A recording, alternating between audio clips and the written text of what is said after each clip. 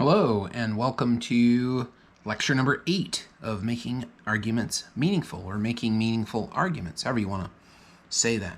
There might be some argumentative difference in how you say the class title.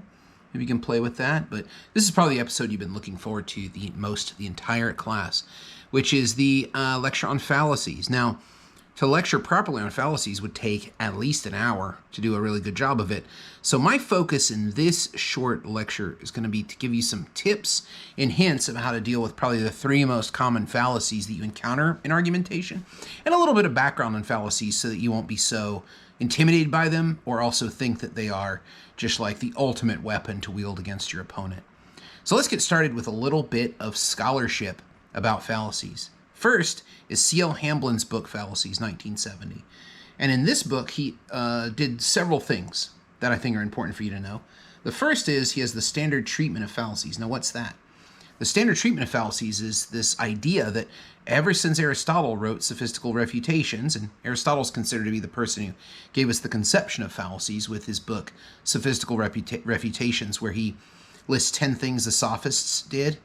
The sophists were the the opponents that Socrates and Plato took on all the time in the ancient Greek dialogues.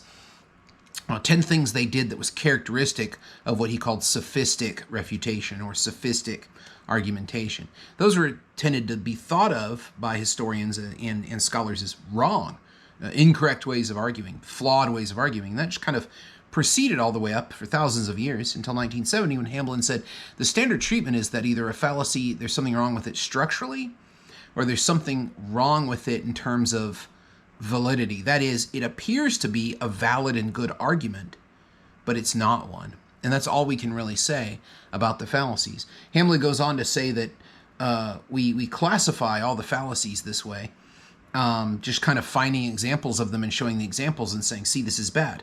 But we don't have any kind of theory or explanation as to what a fallacy would be without a concrete example. You can think of that as a big problem in terms of a systematic way of thought. Imagining not having any kind of theory about a disease or any kind of explanation as to how disease transmits, and only being able to handle disease instance by instance. That's not a very good way to handle something that's a systematic problem or what we might call an endemic problem with argumentation, if we believe fallacies to be that bad. So Hamblin started this off with his book, and it sparked a huge wave of research, primarily among Canadian rhetoricians and logicians, of trying to come up with this systematic theory of fallacy. The so-called Canadian school, or who they call themselves informal logicians, mostly at the University of Windsor, but across Canada, who are looking for what are the signs of something being a fallacy or not. And they do excellent work. I encourage you to go read that if you're curious about a more theoretical view of fallacies. Martin Bowdry, Professor Bowdry, came up with another idea that I think is useful for us. This is his idea of the fallacy fork. He has 2 really good ideas that I'm going to share with you. The first is a fallacy fork. And the fallacy fork is trouble that every fallacy falls into, no matter what the fallacy type. First of all, the fallacy hardly ever occurs in real life. So when you go and look at a logic textbook or a public speaking textbook or a composition textbook, the way that we teach these fallacies, nobody would speak or argue like this. These things would not occur in the way they're presented. In fact, Bowdry suggests that fallacies are presented in such a way that it's questionable whether the argument they're embedded in would be persuasive at all, which is interesting to think about. So if an argument has no chance of persuading or very low chance of persuading, what's the value in being able to find a fallacy and calling it out? Is the question that Bowdry is asking. So the fallacy hardly ever occurs in real life. And then secondly, the other part of the fork, because it's a dilemma, it's a 2-pronged dilemma. When the fallacy occurs in real life, it is not fallacious.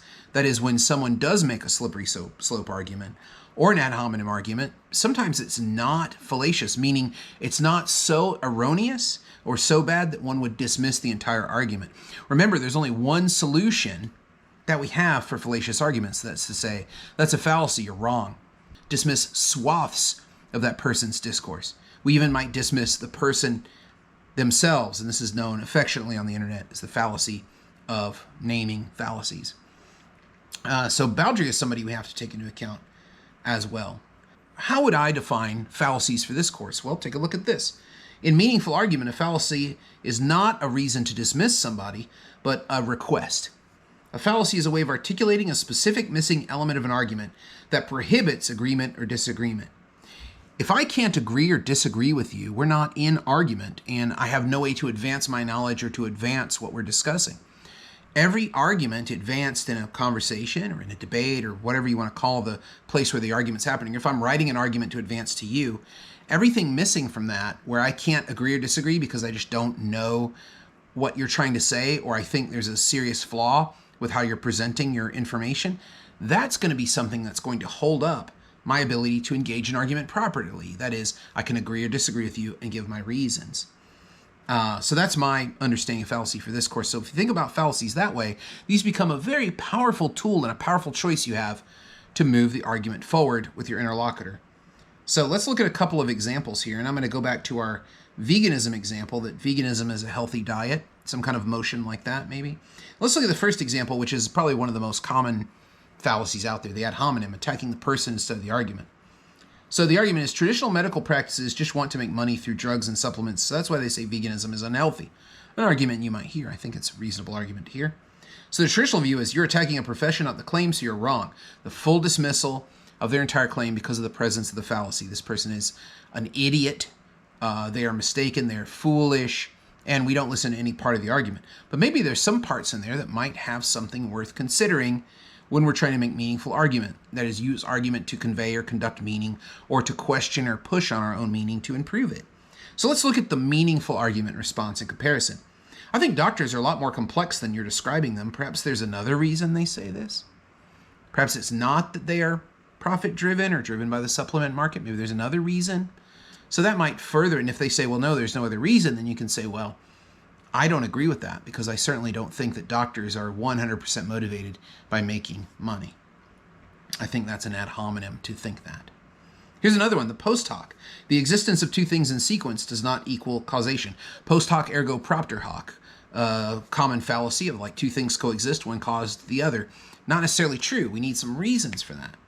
So my cousin lost a ton of weight after she became vegan. Good for your cousin. Congrats. But was it veganism that caused it? These two things occurring simultaneously? How do we know? The traditional view would say this doesn't prove veganism's healthy at all. Other things can make that happen, which is correct, but not a way to make a meaningful argument. Stating what's right or true doesn't really help us engage and try to move the understanding forward in the way that we'd like to. So the meaningful view. Tell me more about how she lost weight. This indicates the way you should respond to the Posthoc. You recognize the fallacy, but you don't call out the fallacy. You don't say you're a bad thinker, or you're foolish, or you've made a serious error that questions your entire argument. It's not the way it works. Instead, let's look to other causes. Are there other causes? Oh, well, she joined a gym and got a personal trainer at the same time. Okay, now let's examine how much influence both of these things had on her miraculous weight loss. Final example, begging the question. The argument assumes a controversial claim has been answered and bases a claim off of that answer. So this is when you assume the more controversial position has been answered in your favor already. Let's use the exact same example last time because it suffers from two fallacies. One is the Posthoc. Also, we have a begging the question here too. Because my cousin lost a ton of weight after she became vegan. Now remember, the motion that's being debated here is that veganism is a healthy diet. So the question being begged here is that losing a ton of weight is healthy or evidence of health. So that's what we're trying to focus on here. Traditional view, you haven't proven that losing weight is healthy, so you're wrong. In fact, losing a lot of weight could be very unhealthy, some doctors say. And that would be a reason to dismiss the argument in the traditional view. But in the meaningful argument view, we would take the position to say, is weight loss the only health benefit that veganism offers? Or you could even rephrase it to say, is weight loss really healthy? Do you think that's a sign of health? And investigate that way. And that way it keeps the conversation alive and going. The most important thing to realize about fallacies is that as Americans, primarily Americans, but any country where you have a real admiration for an adversarial legal system, adversarial and dismissive legal argument, like poking a hole in the boat so it sinks, is going to be valorized. That's not the only way to argue, and that form of argumentation leaves out more than it keeps in when you move into social and political situations. We don't have to argue like attorneys. We're not based in an extremely narrow, extremely limited system of argument. We have to argue in the world where there's all kinds of contingency, but most importantly, we have to create meaning together with our arguments to advance our thoughts, to make sure we're not thinking poorly, and to make sure that we have the maximum chance to come to agreement on things to create the best shared society we can. Use the fallacies as ways of getting more out of your interlocutor, not to shut down their arguments.